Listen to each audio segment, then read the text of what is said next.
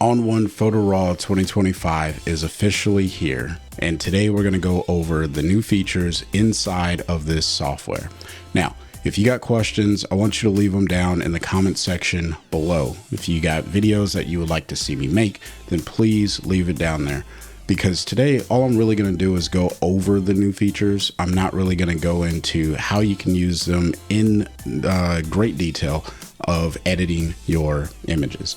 Now, if you want to pick up a copy of ON1 Photo Raw, consider using my coupon code FreeWillPhotos20. It'll save you some money when you check out, and I do make a small commission every time that you use it, and I greatly appreciate that. Also, I want to make sure that everyone knows before you purchase a new software or upgrade to a new version of the software, you should always look at the system requirements to make sure that it meets the recommended minimum requirements for your computer. All right, or your computer meets the recommended minimum requirements. Now, let's dive into the new features. So one of the new features inside of ON1 Photo Raw is the target album. And this is actually a really cool way of putting images into an album so you can cull them and separate them from the rest of the catalog and really just focus on a specific thing. I've used these albums as workspaces in the past, and I continue to use them as workspaces today. In order to set up a target album, you really got to do two things. First, you have to set up the album or target a already established album. In order to do that, you'll open up your album section by clicking on it if it's already collapsed, and you'll click the plus icon here. This is going to bring up the new album dialog box. The only difference that you'll see here is down at the bottom, it says set target album. Make sure that that is checked. Now, if you don't want to make this a target album, then you need to uncheck that. All right. But I do want to make it a target album, so I would hit the little circle there. And then if you already have some images selected, then you may want to add those images to the target album. So make sure that you select the top button as well. Now, I'm not going to create this album because I already have an album set up. But another way that you can identify an album as a target album, let's say that I was still working on this Gettysburg trip, I can right click on this album and then I can select set target. And that will give me the same ability as setting this to my target album. But I don't want to do that. Instead, I want to work on this album, which is for this video.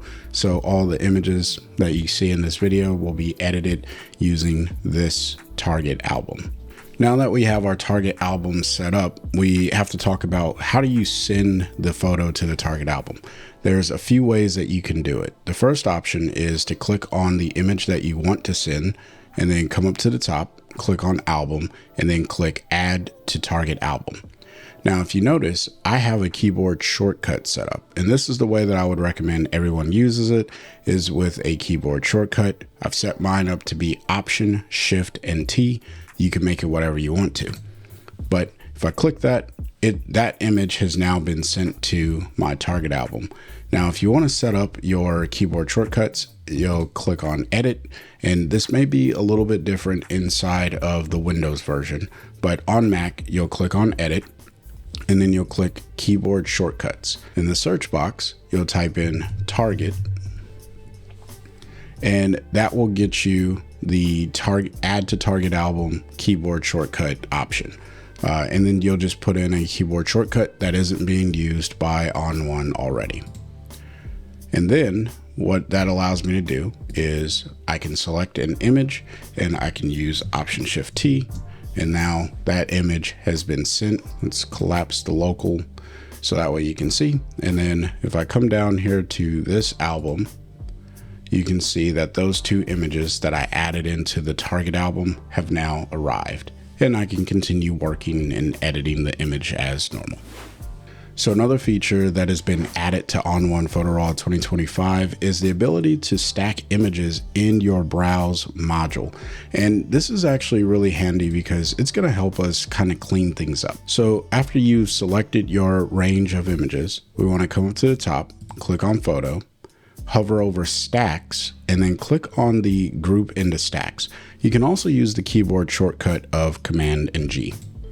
And what this will do is take these 4 images and it puts them into a subcontainer, and I can expand this subcontainer by clicking on the little icon in the upper left that tells me, one, how many photos are in there. And then as I go through the succession of them, it tells me number 1, number 2, number 3, all the way up to number 4. And then if I want to collapse it, all I have to do is click the icon again, and it now has collapsed that back down to those 4 images being in their subcontainer. Now, what you may notice is inside of the subcontainer, I actually have a photo that was edited, and I may want this one to actually be the top of the stack. So what I'm going to do is click on that particular image, and then I'm going to come over to Photo and Stacks, and then I'm going to click on Set to Top. And what that does is it tells ON1, I want this to be the cover image of the stack. So now that's my representation of that particular grouping of images. Another new feature inside of Photo Raw 2025 is the improved Canvas Dialog, or new Canvas Dialog screen. Now, I gotta be honest, I didn't use this all too frequently, but if you are creating stuff on a regular basis and this is something that you find of value, let me know in the comment section below. I'm just going to go over it very, very briefly here. So what you'll do is you'll come up to File, and once your file opens, you'll see that you have the option for the new canvas, which this isn't a new feature to ON1 Photo Raw. It's just an improved version of the new Canvas Dialog. All right. Now, you'll also notice that there is a keyboard shortcut of Command and N, and likely Control and N on a PC. So if you click that, you get the dialog box that pops up. You have a few categories over here, and where I think that this is going to be value added for a lot of people who use ON1. If you are publishing to social media and you want to make sure that your images are going to fit the aspect ratio of whatever the platform that you're publishing to.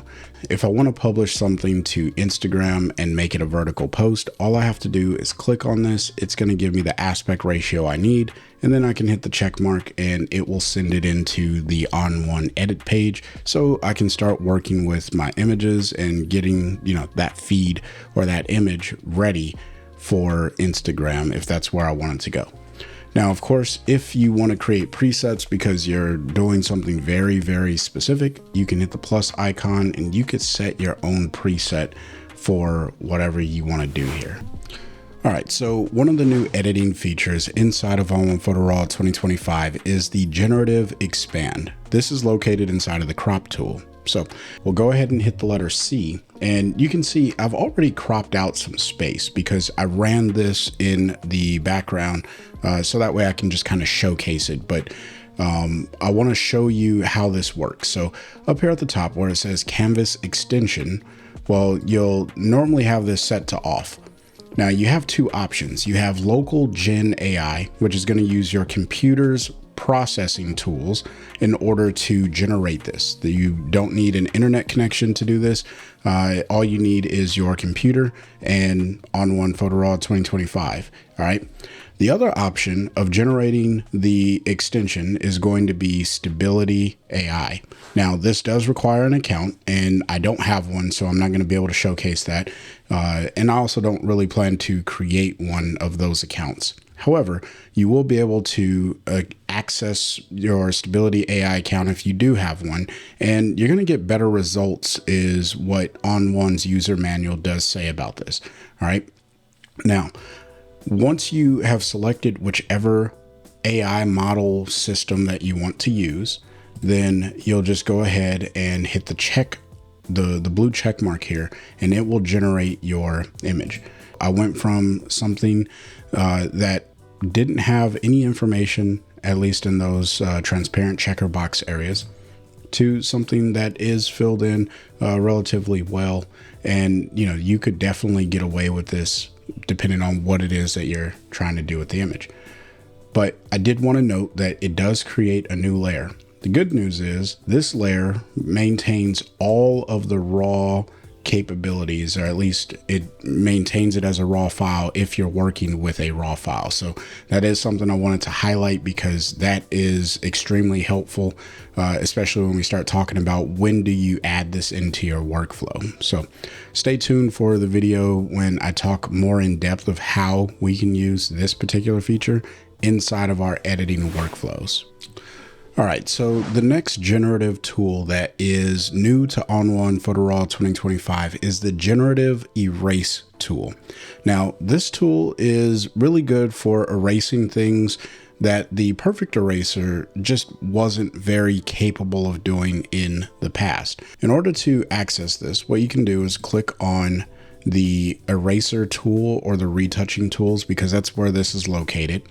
And if you don't have that already selected, because many people probably have the healing brush showing up as an icon over here, you just click there, and then in the drop down portion here, you'll see there is the generative eraser. Now the keyboard shortcut on a Mac is Option, Shift, and Q.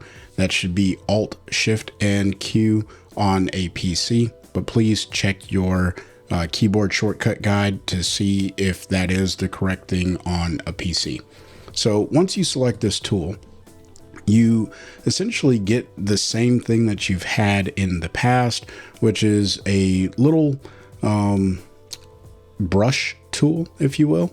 And then you get paint and erase. Now we always want to paint over an area.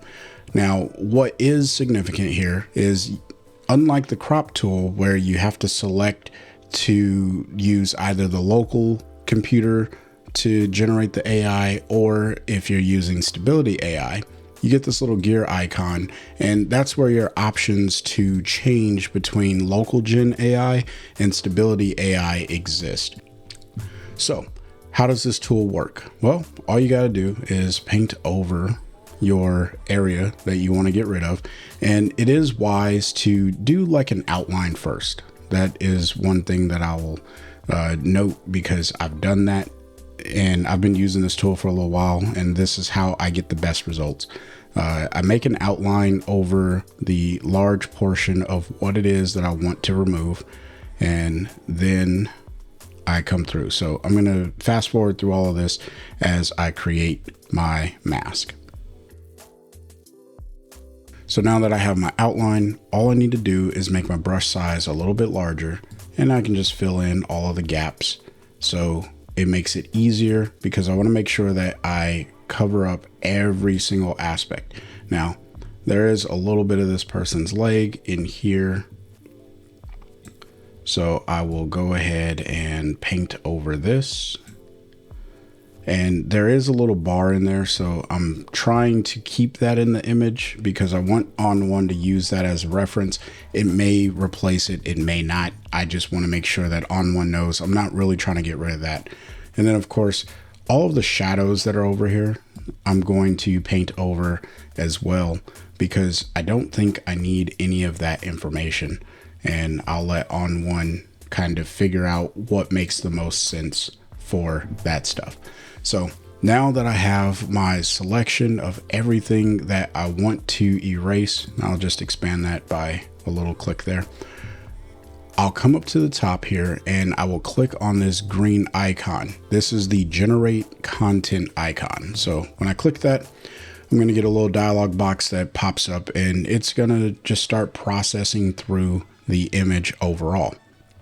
And this, I'll speed through it, but this will take as long as it takes for your computer, and mileage will vary. All right, so we got the results back, and you can see what ON1 went ahead and created. I'm just going to go ahead and hit the check mark and accept it for now. Now, the cool thing is I ran this earlier with the exact same areas being painted over, and this is what I received as my result. So the results will be different. And the reason why I'm showcasing this is sometimes you may need to run over this twice. All right. So you run it one time and you may get a result that looks like this. And then you say, I'm not really a fan of that. and then you just run the result again. The cool thing is I didn't have to pay anything for this. I can do this remote, so I don't need an internet connection, and I don't have to worry about if my account is linked to the internet. Now, of note, for the generative erase and generative expand tools, whenever you save these, they will save as on photo files if you keep them as a layer. So just something to be cognizant of when you start using those tools in your workflows. So there you have generative erase inside of ON1 Photo Raw, one of the new features I look forward to using quite a bit in my editing.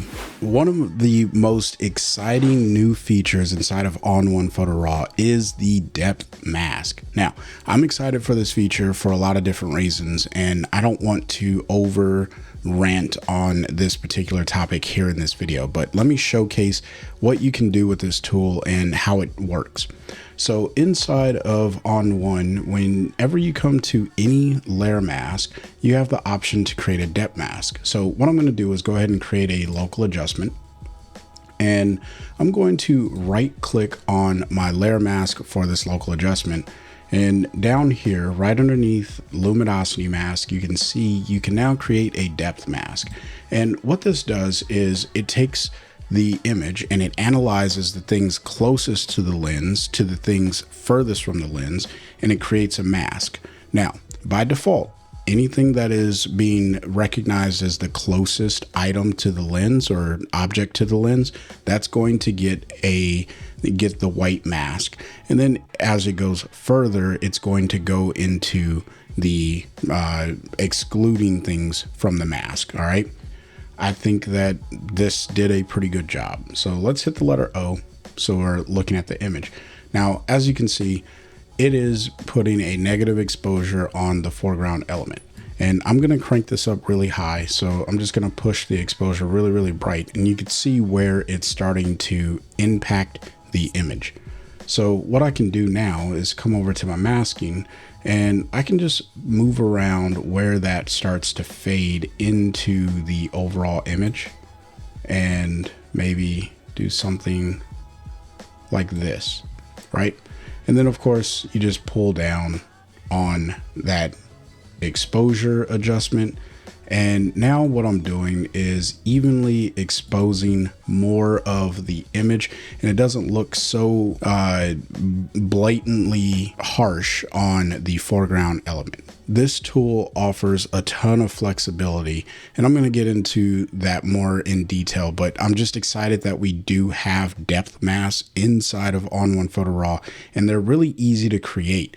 And, you know, like just to be able to get something that allows us to target the image in a different way gives all of us a more creative way of editing our images and getting a look that maybe we wouldn't have been able to get had we not had this mask. So I'd love to hear your comments about depth mask and what you would like to know more about them and how they could be used in the comment section below. But I will have some content coming out about these masks. So one of the exciting new editing filters that have been added to ON1 Photo Raw 2025 is the Edit Color filter. Now, this is a filter that allows you to selectively modify a color and really fine-tune edit a color. So let me show you how it works. We're going to go ahead and click on Add Filter for this image. And we're looking for the Edit Color, which is up here right underneath Dynamic Contrast. So we'll add Edit Color. Now this window is a little unique in the way that it works. So the first thing that you want to do is click the eyedropper tool, and then you want to hover over your image and select the color you want to modify. So I want to go for these bronzy looking colors in this particular image. I'm going to go ahead and click there. And this gives me a range. Now, again, I'm not going to go into great detail. I just want to kind of showcase how it works and what you can do. But you have a range tool here, and it's saying, you know, this is the color range that you clicked on. So whenever you modify this, if I want to change the hue, it's going to change the hue. And let me just like oversaturate this so that way it is more evident as I change this, because the hue is very moderate. Let me see if moving up the luminance because this is really designed for like really fine-tuned color adjustments. So think like skin tones if you really want to adjust a skin tone, or things of that sort. But if you're having a hard time seeing it like we are on screen right now, is you can click these little glasses and it's going to show you a grayscale image with just the tones that have been selected. So by clicking the glasses, I'm seeing just the red colors that have been selected, and I can now modify these kind of independent of looking at the rest of the image. So if I want these to go more into the red hue range, then I can move them like so. And if I want to desaturate that color, now you can see that I've desaturated completely. So if I turn off this view, you can see what it's done to the overall image. And then of course, if I turn off the edit and then turn it on, you can see what it's doing to the image overall. It's just a really fine-tuned way of adjusting this color. Now, of course, if I wanted to, I can edit the color even further by clicking and dragging this little wheel around. Now, the preview won't actually update on screen until you release your mouse click. So if I click and drag this up and I release, then it gives me the update, and I'll just pull it down and make this a little bit more of a narrow field of view or range. And then when I let that go, you'll see that it updates it. So this tool is extremely powerful, and I will showcase it more in future videos, but just having a tool that allows us to pinpoint a color in an image and really modify it to our heart's content, that is what makes this tool so powerful and exciting to have inside of ON1 Photo Raw. Another exciting feature inside of ON1 Photo Raw 2025 is the match color filter. Now, this filter I have been playing around with and having a ton of fun. And essentially what it allows you to do is take the colors from a different image and apply it to the image that you're editing. Let me show you how it works. So what we're going to do is click on the add filter tool here, and then I'm just going to click on the match color filter. All right. And by default, it really doesn't do much of anything. And there are some presets here that if you hover over them, you don't really get anything out of it. But where I think the power of this tool comes in is inside of the reference portion here. All right. So it may be collapsed for you, but if you click on match color, you'll get these options here. But in the search or the saved reference, if you click this drop down, you can see that I have a few images here from recent photos. But if you wanted to search for an image, like let's say you found an image on the internet or from a previous edit, if you wanted to search for that image, you can click load file, and this is going to take you to your browser. Now, this is bringing me into the folder where the image that I'm editing is located originally. But what I want to do is come over here to my Free Will Photos drive, and then we'll just go to an unsplash image.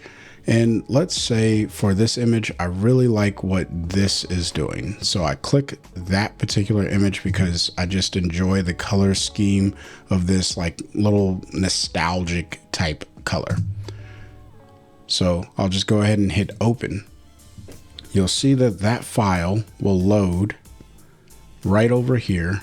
And now it has applied the color scheme from this image to my image. Now, I don't have to leave it at just that. I can choose how much of the color I want to apply or how little of the color I want to apply. And I can also match the luminosity of that image, because the tone in an image really does play a huge role in the overall color presentation. So the luminance values is where you can kind of manage that. All right. So if I want this image to be a little bit brighter and take the character of that overall color, I can do so like that. And then of course, if I feel like I'm losing contrast, I can add contrast back into my image. And if it was too contrasty, then I can pull contrast away from my image. For this particular image, if I wanted to go with this color scheme, which I'm not saying that I love it, I can just go ahead and pull the contrast up a little bit because I think it needs it. And then of course you have a saturation slider, and this works the same as any other saturation slider, but remember this is using the color from the reference image here. And since I'm not using that whole like entirely, I'm only saturating the amount of the color that I am moving from the reference image into my overall image. So if I pull this all the way down, then I just get like the basic colors of my image. So you definitely need to have this up a little bit in order to apply that color look onto your image. And then if I pull up on the saturation, then that's how strong those colors are really going to impact my overall image. All right. So you can really blend this however you need to and however you see fit. And then of course, if you wanted to, you can also mask this in. So, you could use a depth mask. Now that we have that inside of ON1 Photo Raw 2025, so many things that you can do to be creative, to really take your photos to the next level. So let me just go ahead and turn this off. This is what the original looked like, and this is what the match color looks like. And then of course, if that's too strong, I can just pull down on my opacity, and there.